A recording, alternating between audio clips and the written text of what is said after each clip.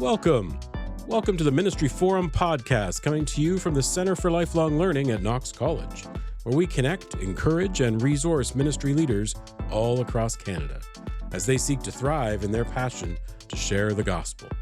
I am your host, the Reverend John Borthwick, Director of the Center and Curator of all that is ministryforum.ca. I absolutely love that I get to do what I get to do, and most of all, that I get to share it all with all of you. So thanks for taking the time out of your day to give us a listen, whether you're a seasoned ministry leader or just beginning your journey. This podcast is made with you in mind. Welcome back to the Ministry Forum podcast. We are excited to share this episode with you. It's one of our recastings that we're going to be doing over the seasons for the Ministry Forum podcast. And this one in particular is from a conversation that we recorded on November 2nd, 2023. The Ministry Forum website, I don't think it was even launched yet. We were just in our infancy as a little community trying to engage and support ministry leaders in a variety of different ways. But now we have the podcast. The last piece of the puzzle is in place, and we're excited to be able to take some of the content that you may have missed. You may not have even been aware we had it. It does actually sit on our It's Raining Books, Hallelujah, offering or product page, I guess, at churchx.ca. And if you haven't checked out churchx.ca, we'd encourage you to do so. You can find it through our website, hitting on our learning portal on our website, and that'll take you right there. You're going to register at churchx.ca and check out some offerings that we have, including one for lay worship leadership and another couple related to social media. But that's enough of that unpaid commercial break that was unintended as a part of this intro. Let's get to what we're actually talking about today. So today we have a conversation that was recorded, as I said, last November, and it's about a book that the Reverend Dr. Sarah Travis, one of our associate professors here at Knox College, the Ewart Chair in the Practice of Ministry and Faith Formation, a book that Sarah wrote called Unsettling Worship, Reforming Liturgy for Right Relations with Indigenous Communities. We launched that book as a part of a special marking of the Day for Truth and Reconciliation last September as well. And it was a lovely in-person book launch, included a number of different elements, including a little bit of worship that Sarah led outside in the Knox College cloister. And so this was an opportunity for people from all across Canada. We even had someone join us from Sweden, one of our ministry leaders and a graduate of Knox College, who is hanging out in Sweden at this time. And it was an engaging conversation. It was interesting to hear people's perspectives and views. I loved how the people really dug into worship. This idea, coming from the title, of course, Unsettling Worship, which is a play on a variety of different things, but it was also interesting just how people talked about, is worship meant to be comfortable or hopeful? And just the nuance of that. And if you really listen into what some of our guests who were engaging Sarah in conversation are talking about, there's some really interesting thoughts just around how worship is meant to engage us. Are we meant to just keep each other comfortable, which I think there is a part for that to play in worship? Or is there something about worship that also points to hope, and in pointing to hope actually creates some kind of disruption? As you may hear on our Ministry Forum podcast every so often, when we're using content that is from the web, you are occasionally going to find little blips, little gaps. It's going to seem like it goes quiet for a second, or there might even be some challenges. Our post-production crew works hard to try and do what it can with that, but we can only do so much, and really what we want is the content, and sometimes the quality does degrade a little bit when we're using the internet. And so thank you for your understanding and patience with that. So without further ado, let me send you off into this wonderful conversation around Sarah's book, Unsettling Worship. Listen to all the folks gathered from across the country and even a little ways across the globe. We're so grateful to have you as a part of the Ministry Forum community and listening to our podcasts. If you have any comments or thoughts or suggestions for future podcasts, do reach out to us. We so appreciate that engagement. Okay, enjoy the book conversation on Unsettling Worship.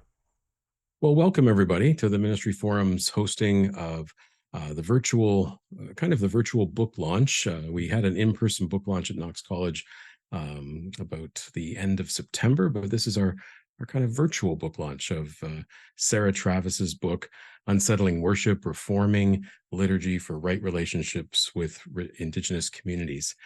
We're delighted to have Sarah with us. For those of you who don't know Sarah, but I'm thinking most of you probably do, she is the assistant professor of preaching, worship, and Christian ministry at Knox College. And in the new year, she'll have a new title, and we'll look forward to that. I am John Borthwick, and I am the director of the Center for Lifelong Learning at Knox College, a new initiative by the college. And Ministry Forum is our voice into the church and into the world. And we're delighted to host conversations just like this. Today's format will be fairly simple. I'll turn it over to Sarah to lead us through sort of the opening part, and then we'll have a conversation for a bit. We're looking to wrap up probably within an hour, it could be sooner, could be later, depending on the breadth and depth of our conversations.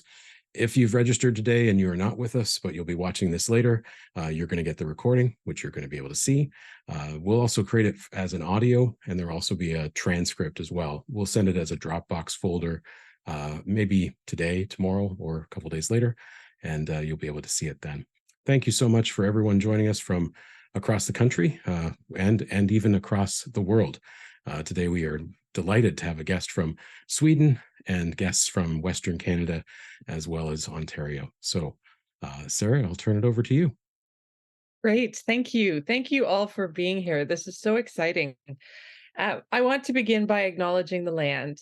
And this is an interesting exercise because we're all in different places. So I just want to say that I acknowledge that the land that I'm on, that I worship and work on, is the traditional territory of the Huron-Wendat, the Petun First Nations, and the Mississaugas of the Credit. Um, and with that acknowledgement, I commit to working toward reconciliation with those communities. And I would invite you to just think for a moment about the land that you're on and how it has been cared for and nurtured through the centuries. And we acknowledge all of those lands in this time. So I thought I would just begin by sharing a little bit about how this book came about. Um, I've wanted to write about Indigenous settler relationships for a long time. And that urgency grew and grew. And eventually, in about 2019, I decided to apply for a grant from the Calvin Institute of Christian Worship.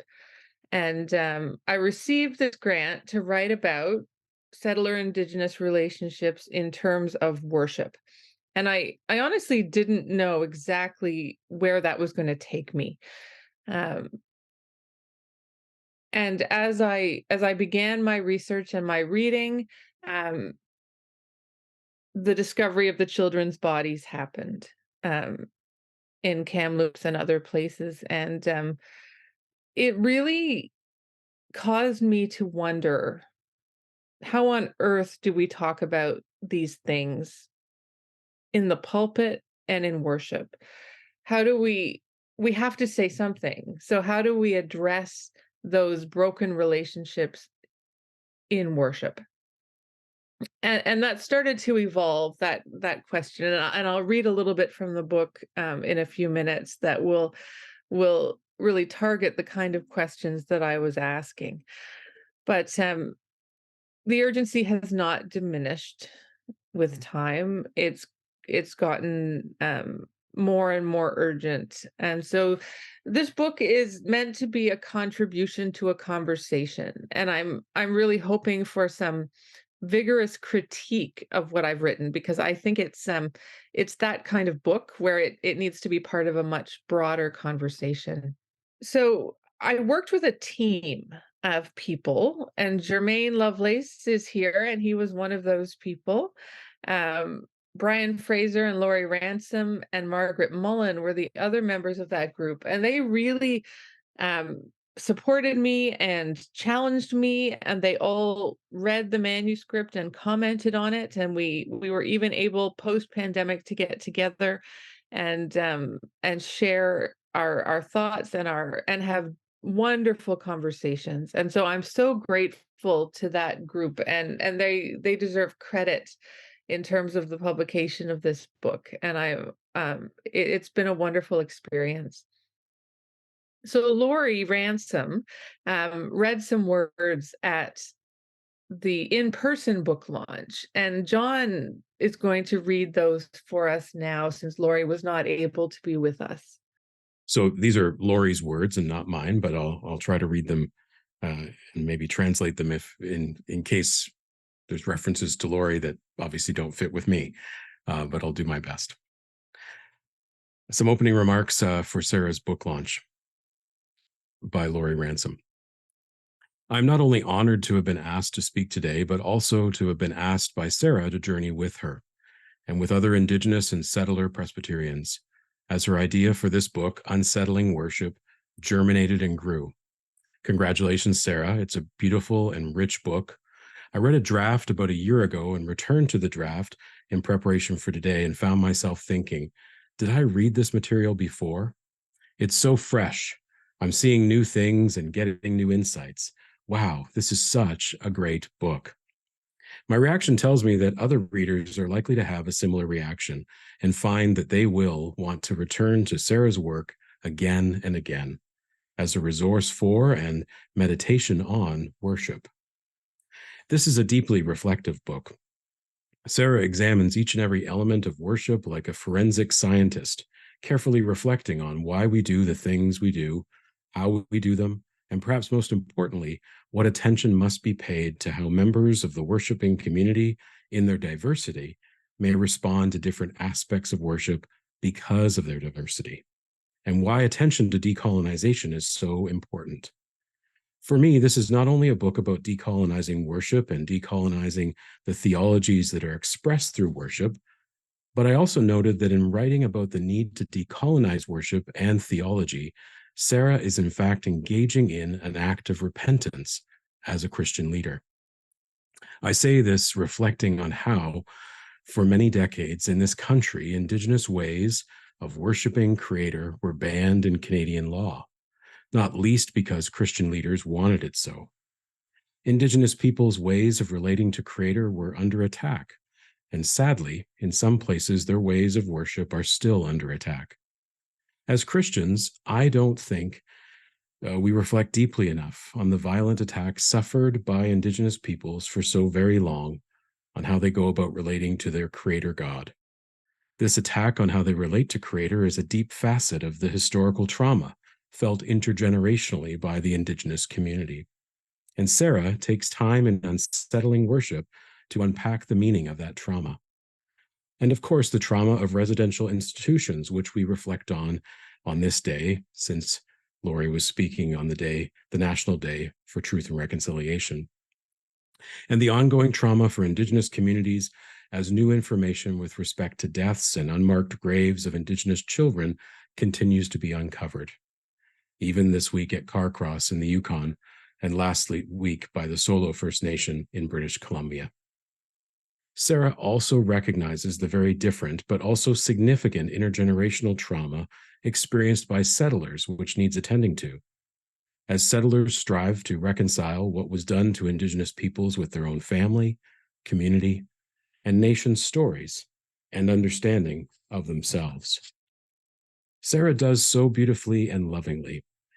And as she has the courage to ask tough questions, such as what we do with those stories in Scripture that seem to portray God in God's self as perpetrator, one who is complicit in colonial activity, not to mention complicit in the genocide of peoples living in lands that Scripture tells us God promised to others? You'll have to read the book to find out how Sarah answers this very question. Sarah also reminds us of how Jesus was a colonial subject, how his family, the disciples, and the communities with whom they interacted were living under imperial Rome, and how we can use this knowledge in the process of decolonizing our approaches to worship. Her words reminded me of how the late Indigenous theologian Richard Twiss loved to speak of Jesus as a dark-haired, dark-eyed Indigenous boy. Readers will be eager to reflect on Sarah's advice concerning how to share the traumatic story of residential schools with the boys and girls, the young children of today, of all backgrounds, in a worship setting. Finally, Sarah tackles the challenge of worship leaders face of how they offer hope for the journey forward in the face of so many challenges which remain in our relationship. So I look forward to returning again and again to this beautifully written and deeply thoughtful book from someone who is so evidently equally passionate about the experience of worship within the Christian community and passionate and committed to the hard work of decolonizing our worship spaces and theologies to ensure the reflection of God's welcome and love for all peoples. Thank you, Sarah, so very much for sharing this gift with us. Lori Ransom. Thank you, John, and thank you, Lori. I thought I would just read a little bit. I'm going to read from the introduction that sort of situates the book so that those of you who haven't read it have some idea where it's coming from. Worship leaders and preachers have the ongoing challenge of addressing the realities of human life. War, natural disasters, disease, violence. We must speak into the void and into the chaos, into this grim fabric of life. We are invited to interpret the world through the lens of the gospel. The gospel consistently calls us toward truth-telling and reconciliation. Worship is a space in which to consider both the very worst that human beings are capable of and the very best. It is a space in which we are formed by the forgiveness of God in order to be made free to imagine better, stronger relationships. In Canada and other nations, the relationship of settler churches to Indigenous peoples is a significant area of concern. Seeking right relations is an urgent task because the damage has been immense. The lives of Indigenous folk literally depend on the manner in which settlers respond and repair the damage that has been done by generations of colonialism. Canada has undergone a process of truth and reconciliation similar to what occurred in South Africa after the end of apartheid. As a result, the Truth and Reconciliation Commission of Canada issued 94 calls to action, which offer a means for Canadians, including the parties of the settlement agreement, to respond to the TRC's findings. The settlement agreement represents the consensus reached between legal counsel for former residential school students, churches, the Assembly of First Nations, other Indigenous organizations, and the Government of Canada. Call to action number 59 reads, quote, "We call upon the church parties to the settlement agreement to develop ongoing education strategies to ensure that their respective congregations learn about their church's role in colonization, the history and legacy of residential schools, and why apologies to former residential school students, their families, and communities are necessary." End quote. Canadian churches have accepted a responsibility to teach about colonization and its implications, not only because they are parties to the settlement agreement, but also because reconciliation is an imperative for Christians. In worship, our identities as children of God are formed and expressed. Worship takes us on a journey as we gather, confess, hear the word and preach it, consider it, celebrate the sacraments, and are sent out into the world to live out what we have experienced within the context of worship. It is a space to consider our histories and varied identities, as well as our relationships with God and others. According to the final report of the TRC, quote, for churches, demonstrating long-term commitment requires atoning for actions within the residential schools, respecting Indigenous spirituality, and supporting Indigenous people's struggle for justice and equity, end quote. This book explores the question, how does worship prepare us to engage in the work of conciliation, reconciliation with Indigenous peoples? Using a framework of fourfold worship, I consider the ways that our worship gives space to examine and improve our relationships, not only with Indigenous peoples, but with all those we consider other. I begin with the assumption that worship is a formative practice for Christians.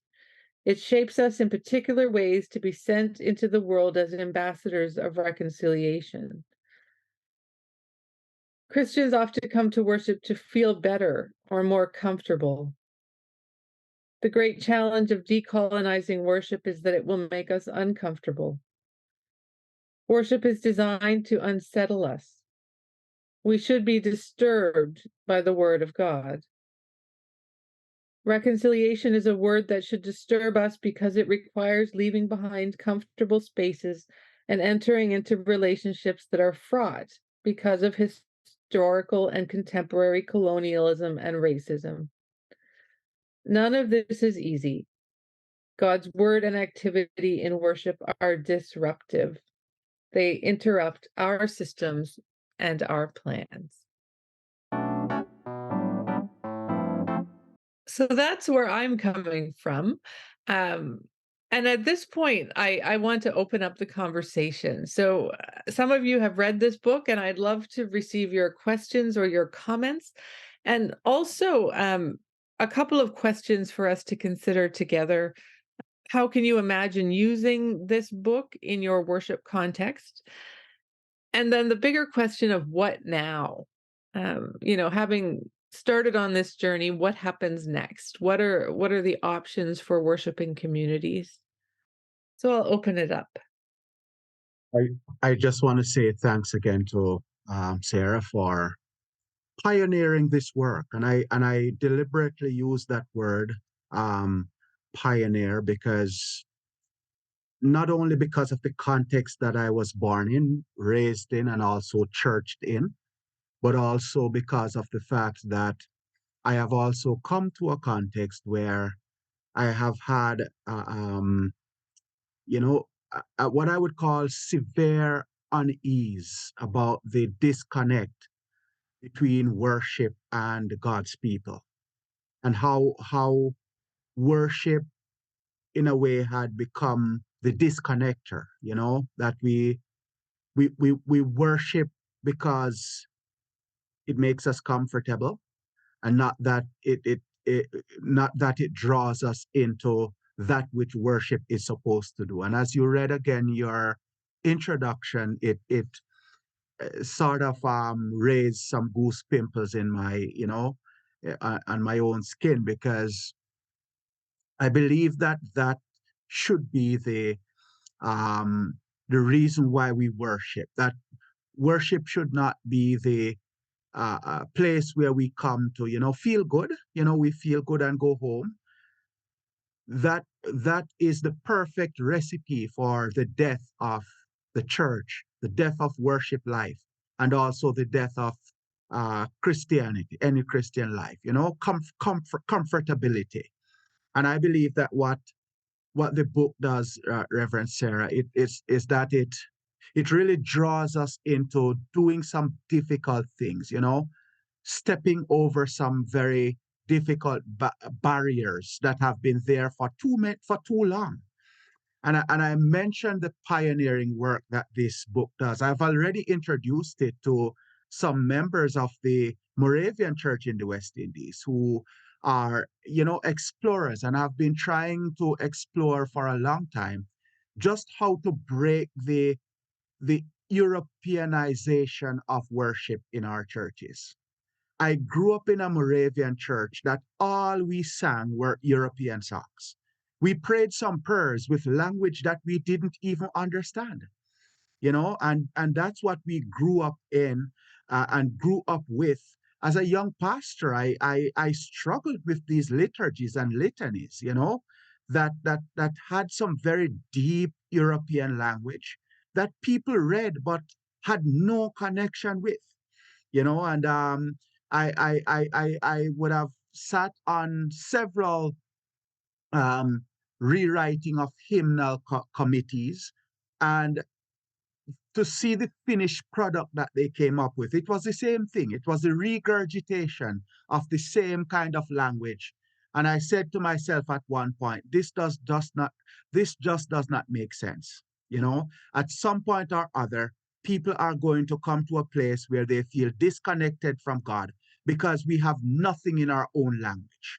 We had a powerful language, or several powerful languages across the Caribbean. Not one piece of worship was written in our own language. And pastors like myself who would dare to speak the language, we were called rebels, we were called all sorts of names because of the fact that we thought that it was high time we worshipped in our own language, that we break away from the high, English that people did not even, some of our own people, some of the people who grew up in my church couldn't even read.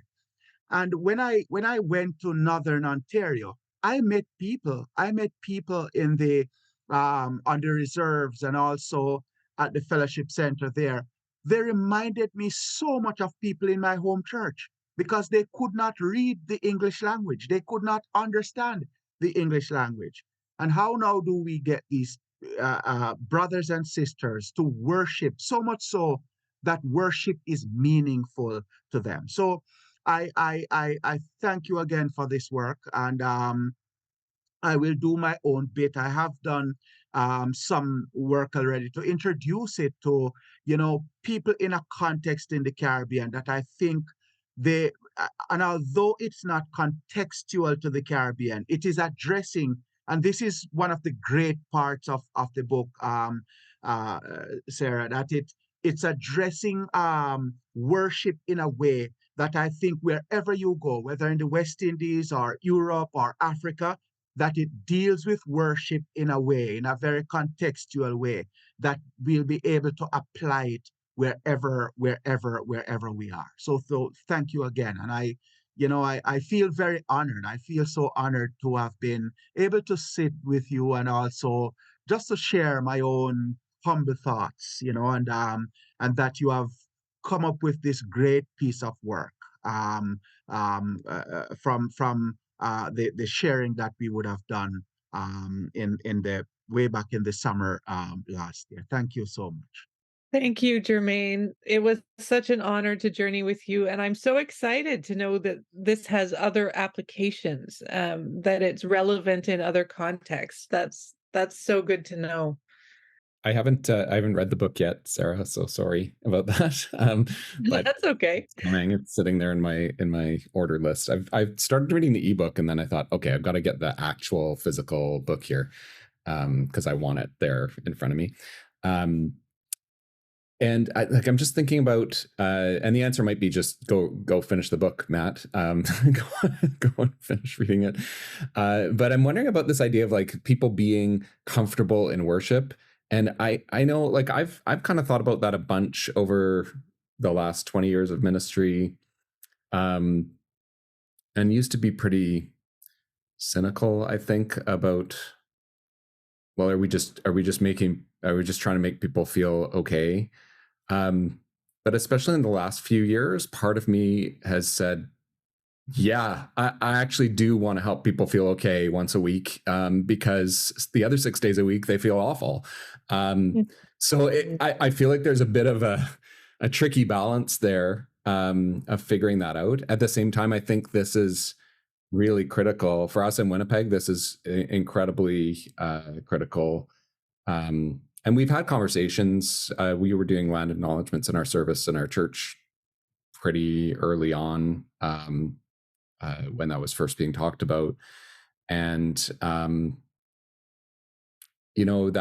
it's just part of what is going on all the time in Winnipeg is figuring out this is a top of mind.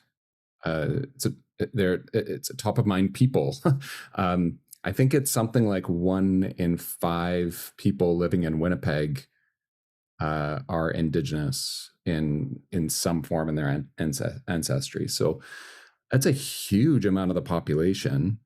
And so we've tried to figure out, like, how can we be in relationship? A lot of that has been done through like either Winnipeg Intercity Missions or Place of Hope Indigenous Presbyterian Church, where Reverend Margaret is minister there, or through the Kenora Fellowship Center. It's in our presbytery. So a lot of that has just been done. Like, can we help? Can we offer? Can we? And then how do we go beyond helping to how can we be in relationship? But I'm intrigued about how that actually shapes worship, because I haven't really, as the person who's responsible for that, I haven't really done much beyond, like, we'll be praying for those communities, or we'll pray for, there's been a call to search landfills for the bodies of Indigenous women. And so praying for the pain of those families, and in some ways trying to also personalize this for people, and realize, like, this is this family that we know, or and not sort of this is some disconnected issue that's out there, but these are people that we're in relationship with. So I think we've been trying to do that, but I'm wondering about, like, how this shapes even liturgy, whether it ought to impact my preaching more. I don't know. So I don't really know what I'm asking, but there you go. Well, yeah, you've said a lot of things that I can comment on. In Toronto, for example, I think this is an issue that kind of floats around, and people don't have relationships with Indigenous people. So it's a distant issue. And yet, I mean, my argument in the book is that, our church has committed to doing this work, and that it's part of what we need to do. So you're already better positioned, because you're more likely to be in relationship already with Indigenous people, or with the institutions that serve them. So that's a difference, I think, that I perceive, and others may disagree with me, but between Western Canada and this part of Canada. When it comes to how it works in liturgy, there's that question of pastoral versus prophetic. And we all wrestle with that balance, and how to address that in a way that we are speaking a word that challenges while also speaking a word that comforts. The prophets did that really, really well. They said some horrible things to people, but they still managed to pull it around to hope all the time. But the word that has been coming up more and more in my conversations about worship is safety. And that is, I think, a really urgent question for our time, is how do we challenge and disrupt and make uncomfortable while still creating spaces that are safe, or sufficiently safe, as Brian Fraser would say. And I've had some interesting conversations with people who perceive that worship is entirely safe, people who perceive that worship is entirely unsafe. And I fall somewhere in the middle. I think that we need to provide a certain level of safety to have these conversations. People will not be vulnerable if they're feeling unsafe. But that question of how to make the worship space sufficiently safe is a question that I don't actually answer in the book, because it's such a difficult question. In terms of the liturgy itself, one of the things that I'm highlighting that worship does is create a space for truth telling. And in our preaching, we do have this opportunity to tell the truth about what has happened in terms of settler colonial or settler indigenous relationships. We have the opportunity to tell the truth in prayers. Um, and one of my greatest learnings was how important the prayer of confession is in worship and the assurance of pardon. And I struggle with the assurance of pardon in the context of Indigenous settler relations because we get up and we confess what we have done as a people, in terms of our colonial history, which is just enormous and devastating. And then we are assured of our forgiveness. And what does it mean to be forgiven in an ongoing context of a disabled relationship? So it means something really good. It means that we are made free to begin again. So I think, if nothing else, worship gives us that encouragement that we are made free, we are made ready to start these conversations. The last 5 decades since I was ordained, um, except occasionally. So it's been kind of interesting as a preacher to be in that position. Uh, but one of the things I just wanted to interject at this point, and I think going to what you've been saying, Sarah, and what Matt was raising as a struggle, it's a matter of relationship. If we really work at building relationships, we can speak honestly and truthfully to those who are in our orbit, which for the congregational minister would be the congregation that they serve. I remember after about 2 years of building trust with a client, I finally told him what my diagnosis was, which was narcissistic personality. Uh, it threw him for a loop, and I wondered whether he'd come back the next week, but he did, and he had done a lot of processing, and it was actually initiated a radical transformation in his way of being in the world. And it was not just my relationship with him. This was a person who was raised in the church, who had been a leader in the church. And so there was a whole context in which I could speak the truth that I was experiencing in his way of relating to me, to his spouse, to his kids. So that's the one thing I just wanted to interject. The other thing is that one of the things that has had an influence on me when I am preparing a liturgy, because I always rewrite everything uh, in the traditional liturgies, is my embracing both a feminist theology and queer theology. Mhm. These are lenses through which I see my own history and the church's history in very different ways than the traditional colonizing theology of our denomination. Yes, those are incredibly helpful resources. And decolonizing is just another lens to look at liturgy and look at the church and look at these relationships. I just wanted to offer a quote when you were talking about the tension, Sarah, at the beginning around between being comfortable in worship or being unsettled or uncomfortable. It reminded me of the quote by Annie Dillard, which I'm sure many people have heard, and I'm going to read it because I think it's hysterical.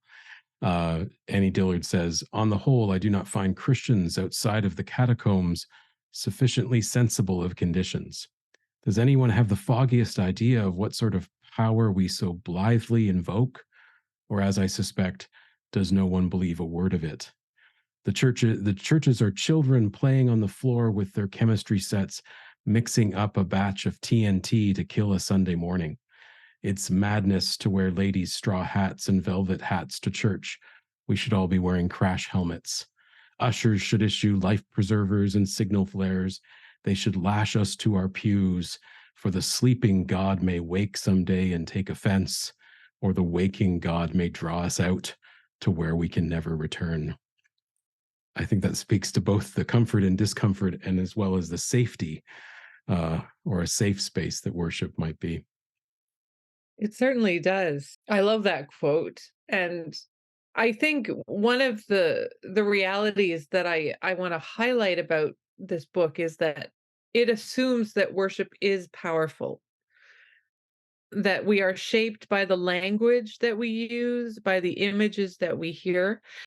As John Carr was speaking, it occurred to me that, I mean, ideally, we are in relationship with Indigenous people, directly in relationship. But when that doesn't happen or can't happen, I think that worship provides a space where we can be in at least a spiritual relationship with Indigenous people.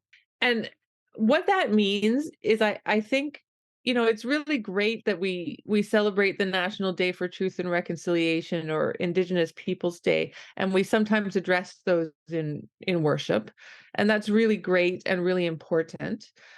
But I think there needs to be an ongoing, regular presence in worship that addresses these issues and this broken relationship, so that it's not something we pray for once in a while. It's not something we celebrate um, occasionally, in terms of we get excited when we do have a relationship with Indigenous people, and we want to celebrate that.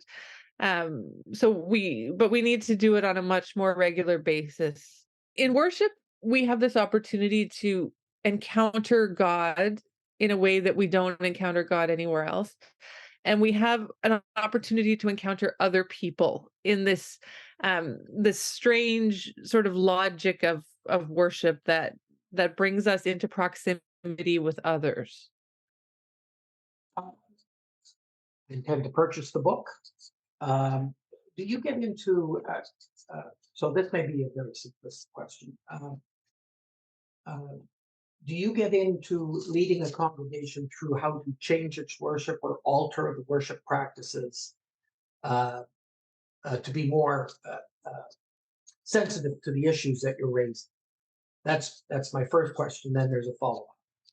Okay, so how do we get congregations to change the way they worship?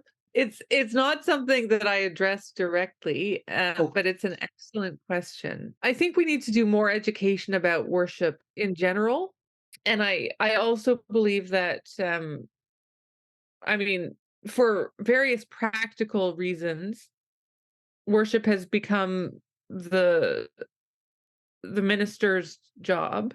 And I really believe that sessions need to take more responsibility for understanding what worship is and how it functions, and then being part of that process of educating the congregation. I went to a synagogue once for a Hanukkah service. And the thing that the rabbi did that was so amazing was, for every element of worship, he explained why we do this and what we are remembering. Because, of course, memory was such a big aspect of that service. I think we need to do more of that. I think we need to explain to people, what is this assurance of pardon? What does this mean? And how important is it? So, yeah, I think in general, we need to do more educating. Um, and I will always say that worship is part of the ongoing conversation of the congregation. And so Indigenous realities need to be part of the ongoing conversation that a congregation is having. And then it's not a surprise when it appears in worship.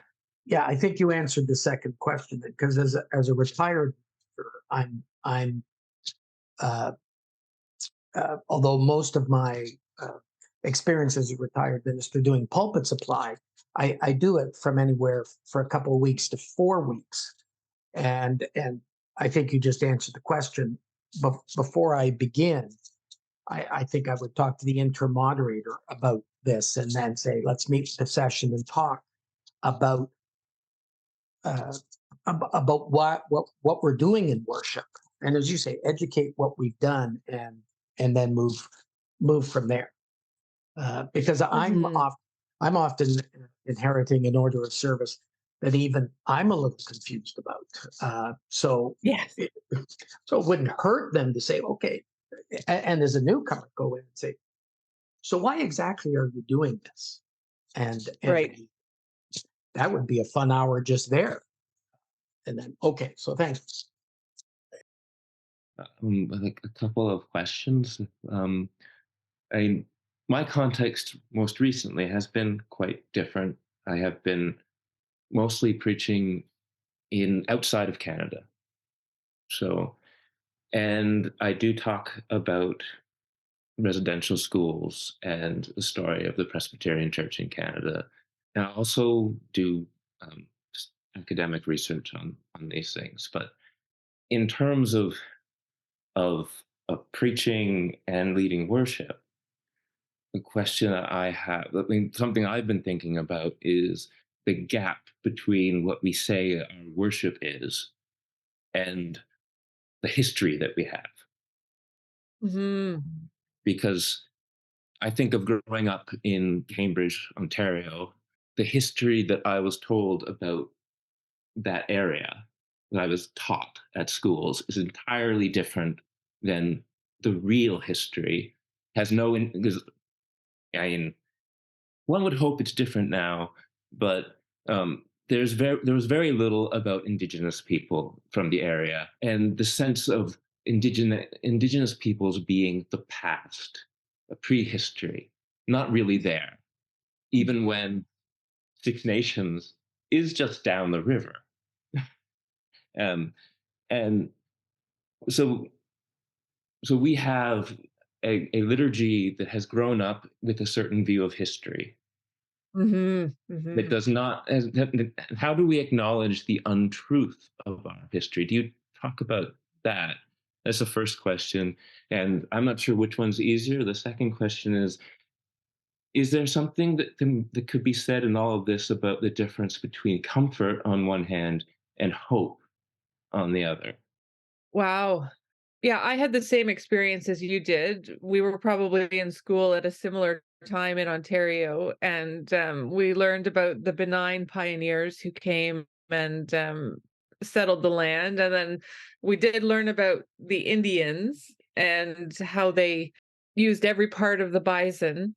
I remember learning about that, but we did not learn the real history. And I think that's true for many people who are sitting in our pews, is that they have not learned the real history. And therefore I think worship leaders need to tell it, which will not make us popular. To name Indigenous people as whole people who have suffered and triumphed, who have lived in opposition to settlers in some ways, but have also found ways to cooperate and live peacefully together. So I think worship leaders need to tell the truth. I mean, I've had people come up to me after those truth tellings and say things that are really difficult to hear. One minister told me that it was no different than what the residential schools were no different than what English students going to boarding school had experienced. So people always interpret it in terms of their own experience. But I think hope is the antidote. There's some sense in which we tell the truth because we believe that telling the truth will repair and heal, which is not unlike what we do in all aspects of worship. We tell the truth about human sinfulness, and we root that in the hope that we are forgiven and that there is a future that does not reflect the present. It's all good reflections. I mean, there is. I mean, there's no answer, is there? Or is there? No, I don't think there's an answer.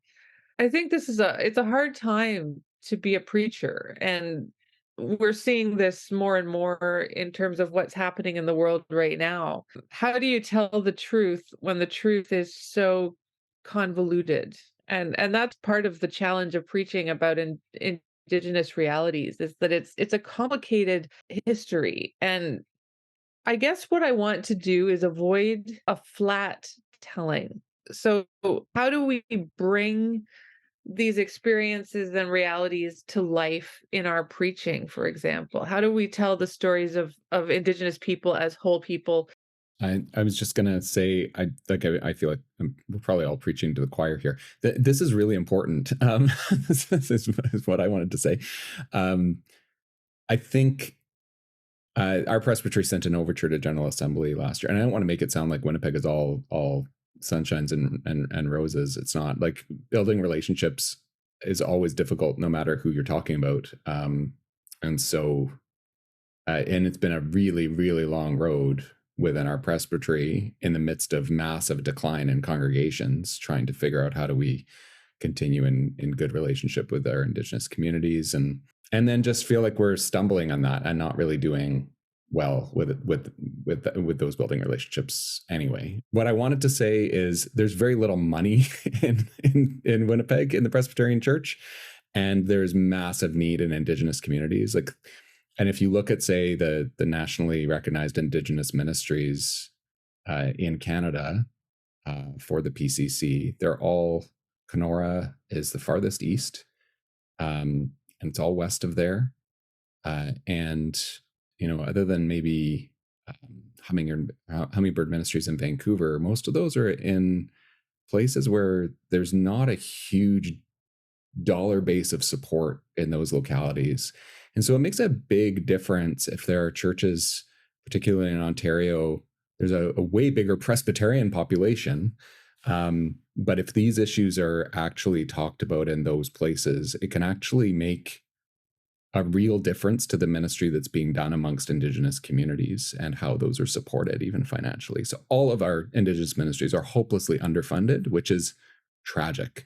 We've said this as a top priority of our denomination, and there's still debates at General Assembly when there's, you know, when a little bit of extra money is asked for, you know, often that's gone through, but it's been in little bits, and it might look like a lot, like $1 million here or whatever, but it's really not. Like, these ministries need way more support than they have. So anyway, I'll get off my soapbox. I mean, I know I'm preaching to the choir, but I just think probably I would think that within the context of worship, like this discussion and how that can make long-term impact in the lives of actual people, we might not see it. Like, you might not see it in a congregation, a little congregation in rural Ontario, where they're thinking this doesn't really connect for us.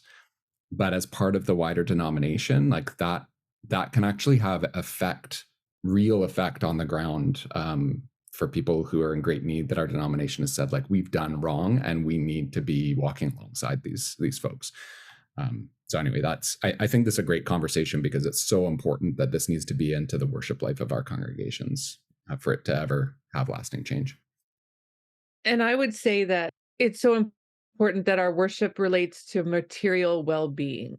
Worship is supposed to result in, well, as our Orthodox friends would say, the liturgy after the liturgy, where we actually go out into the world and live out what we have experienced. And, you know, I talk in this book about how we have made this commitment. Our denomination has made this commitment. And you're absolutely right that churches in Ontario and other places do have the freedom to contribute to these ministries in really significant ways. And in order to do that, they need to hear the stories. This has been a rich conversation for sure. I wanted to just offer two little pieces into the mix. I think around worship, we often say words, and I think it's come to my mind much more also just by doing pulpit supply and stuff like that recently in my new role. When one introduces the offering, and then when one prays for the offering, we typically say words of like, this is going to have an impact beyond this space. And more I'm coming to a realization that I'm not being mean to churches and congregations, but more and more I'm aware of that's not necessarily true, in the sense that these offerings are really for us to sustain us.